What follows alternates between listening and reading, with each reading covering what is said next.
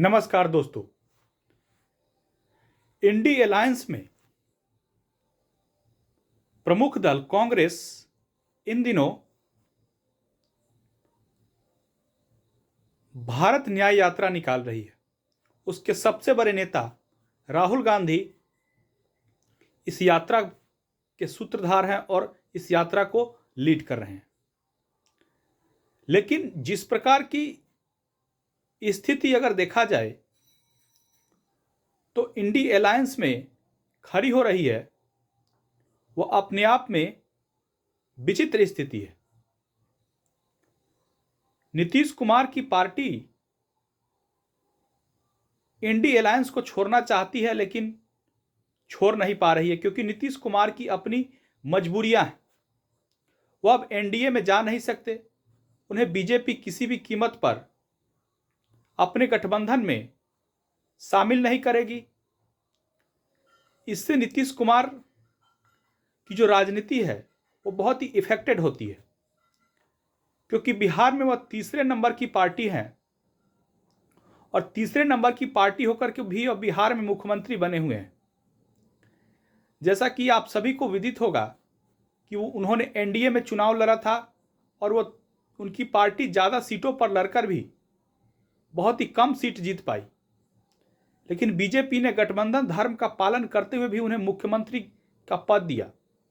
लेकिन प्रधानमंत्री के पद की महत्वाकांक्षा में वह एनडीए को छोड़ करके उस समय जो नाम था यूपीए में चले गए, अब जो नाम है इंडी अलायंस। लेकिन जिस प्रकार से अगर देखा जाए तो राहुल गांधी की पार्टी भारत न्याय यात्रा निकाल रही है। अगर उस पर बात की जाए कि वह कितना लाभदायक होगा तो यह बहुत ही मुश्किल है कहना, क्योंकि सभी को यह पता है कि राहुल गांधी का जो इफेक्ट पड़ता है देश की राजनीति में वो कोई बहुत ज़्यादा इफेक्टेड नहीं होते और जनता उनको बहुत ज़्यादा सीरियस नहीं भी लेती है। एक दो चुनाव अपवाद के दृष्टि से छोड़ दिया जाए तो कहीं पर भी कांग्रेस चुनाव जीतने की स्थिति में पिछले 10 सालों में नहीं रही है और लगातार पराजय पर पराजय कांग्रेस को झेलना पड़ा है। इसी बात का फायदा उठाकर नीतीश कुमार चाहते हैं कि कांग्रेस के सबसे बड़े नेता राहुल गांधी की जो अलोकप्रियता है या नाकामी है उसको भुना कर कि वह इंडी अलायंस के प्रधानमंत्री पद के उम्मीदवार बन जाए। लेकिन प्रधानमंत्री पद का उम्मीदवारी इतना आसान नहीं है। नीतीश कुमार भी इस बात को जानते हैं। उनकी राह में बहुत सारे रोड़े हैं, कोई भी उनको लेने के लिए तैयार नहीं हो रहा है, क्योंकि उनका ट्रैक रिकॉर्ड जो ऐसा रहा है वो ट्रैक रिकॉर्ड बताता है कि वो एक गठबंधन के साथ कभी भी वफादारी नहीं निभाते हैं।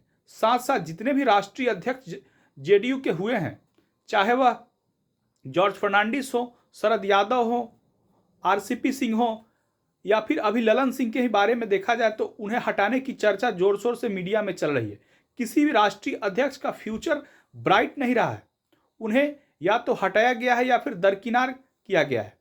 इसके साथ उपेंद्र कुशवाहा के साथ पिछले दिनों भी उन्होंने लगातार बयानबाजी करवाया अपने लोगों से और खुद बयानबाजी की। उन्हें पार्टी अंत में उपेंद्र कुशवाहा को छोड़नी पड़ी, उन्हें मजबूर किया गया। वही हाल चुनावी रणनीतिकार प्रशांत किशोर का भी रहा। बहुत लंबे समय तक उनके साथ दोस्ती नहीं चल पाई। तो यह सब बातें बताती है कि नीतीश कुमार की जो राजनीति है वो विश्वास करने लायक नहीं है। यह बात इंडी अलायंस के बड़े बड़े नेता भी जानते हैं और वो कभी भी नीतीश कुमार को प्रधानमंत्री पद का उम्मीदवार जो मुझे लगता है कि एक्सेप्ट नहीं करेंगे। और राहुल गांधी और कांग्रेस में वो अब दम नहीं रहा कि वह बीजेपी का मुकाबला कर सके।